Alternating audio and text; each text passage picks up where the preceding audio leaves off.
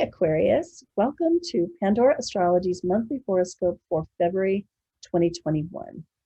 In last month's horoscope, I talked about how 2021 feels a lot lighter and brighter than 2020 did, mostly because Jupiter and Saturn have moved into Aquarius, which is your sign, so lots of spotlight on you.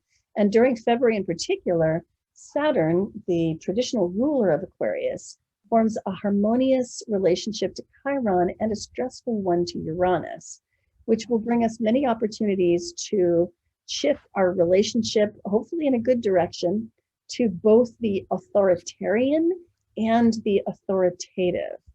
So there's interesting thoughts there. And if there's anything in your chart in particular from 6 to 12 degrees of fixed signs, which are Aquarius, Leo, Taurus, and Scorpio, then you are absolutely going to feel this. You can find out more about that on our 2021 news playlist on our YouTube channel.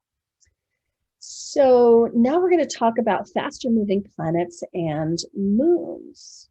And Julia, you want to leap in there with those fast moving planets? Oh, sure. Well, hey, Aquarius, I'll start with Mars. That's the planet of activity. It's also the planet of anger too, because Mars is super, super passionate. So Mars is going to spend the entire month in your fourth house, and that's the house of family and home. So one way this transit can manifest is you could be expending a lot of energy, maybe within your own apartment or house that you live in, whether it's doing projects or having emotional confrontations with others. Since the fourth house also represents not only just the house that we live in, but also people we're related to, this can be a conflict-prone time with people in your family too. So just watch out for that. Now, Venus, the planet of art, beauty, and relationships, begins the month in your first house of self. So this is a wonderful, wonderful time to do something to beautify your own image, because this will be a time where you're embodying Venus energy. So it's a wonderful time to make a good first impression on people, because you can be just extra, you're projecting out that charm very easily. It's also a wonderful time for if you need to get a new hairdo or if you want to buy a new outfit, it's very good for that. Then Venus is going to be entering your second house on February 25th, which is the house of money. So when Venus pops into this house, it's a wonderful time for spending money on sort of luxury type items, because the second house is also the house of possessions. And it's also a wonderful transit if you need to do any financial negotiation too in your life, whether that's with a boss or people that you know. Now, Mercury, the planet of communication and mentation, starts this month retrograde also in your first house of self. So even though you can make a good impression on people because Venus is in there, you might also feel really misunderstood at the same time. Because when Mercury goes retrograde, it's a time where, you know, it's a time where we might have to sort of review or sort of redo all the things that Mercury represents, which is our communication. So, you know, just be prepared to have to kind of circle back and maybe go over something that you may have discussed with somebody else or something that you may have written as well. Now, on February 8th, we have Epiphany Day, and that's when Mercury is conjoined the sun during its retrograde cycle. So you can get a good boost of mental clarity around that time to help you solve your Mercury retrograde issues. Then Mercury goes direct on February 20th. So some of these issues will start getting a little bit easier, but I would give it about a whole week after February 20th for Mercury to get out of its shadow period, which means that it's still moving kind of slow and we want it to just speed up a little bit faster before we can say the whole cycle is complete. Yeah, true enough. And it's birthday season for you, Aquarius. And it's really a good idea to get your annual birthday reading so that you can know what your new year is going to be like, so that you can approach it from your position in the driver's seat instead of, you know, being dragged along behind. And you can get a link to get a birthday reading with Julia or me in the YouTube description below. So as the month goes on, Aquarius season is going to draw to a close. Here's the sun in the last day of Aquarius on the 17th, and by the 18th, it's moved into Pisces, which, as Julia said, is your second house, which is a house of your own resources. And so you might find that some of the attention in your life begins to come off of yourself and your own, I don't know, self-improvement, if you will, with that big emphasis of Aquarius planets in the first house. And it might start to shift over to, how am I doing with my wealth building? How am I doing with my, my possessions? Do I have the right possessions? Do I want to get rid of some possessions? And that sort of shift starts to happen as the sun moves into Pisces. There are a couple of moons to talk about this month. On the 11th, we have got the first of this month's moons, which is a new moon in Aquarius. Again, your first house, the sun and moon together there. We're calling this one leaning into the age of Aquarius because of the massive, it's what, 7 things in Aquarius that day? It's a little bit crazy, right? They're calling this like a great conjunction.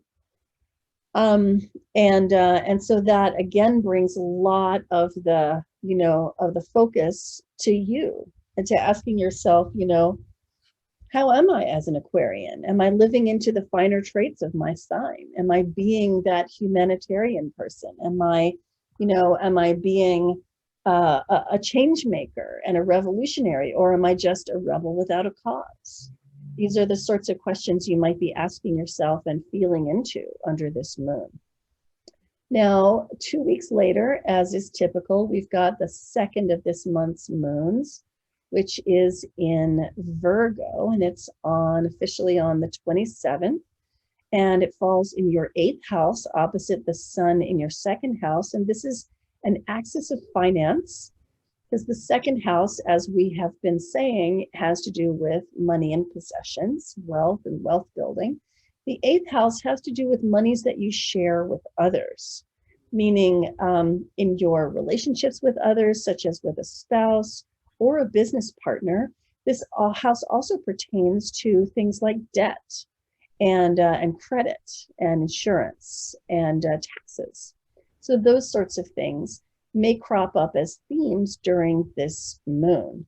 And it's a really good moon, therefore, for having a really meticulous but warm conversation with your partner about monies that you share and how they are managed. We're calling this one being of service on your own terms, because this moon opposition dynamic with the sun has some pretty substantial help from Uranus, which is forming harmonious connections to both sides and kind of mediating their opposition. So there's another thing I wanted to mention, which is that we've been saying for a couple of months now that this winter in particular, is a good time to start new projects because all of the outer planets are direct right now.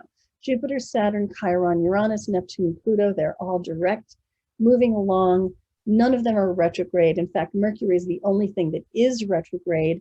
And for that reason, it's generally a good time for starting those really big projects, such as buying a home or moving house or buying a car or a property or starting a business.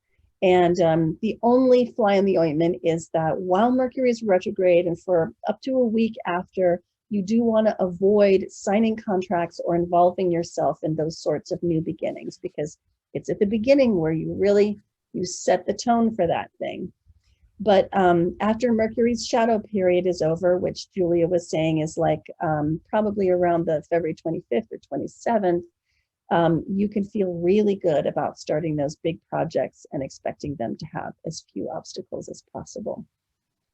Well, we hope you enjoyed this video, and if you did, please be sure to share it widely, subscribe and like, and visit our YouTube channel, Pandora Astrology, for more of the news of the month and more horoscopes.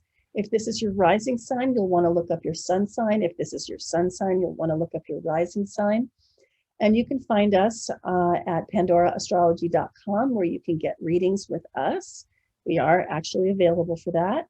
And also even take a class and find your horoscope too. And until next time, we'll see you around the cosmos. Bye.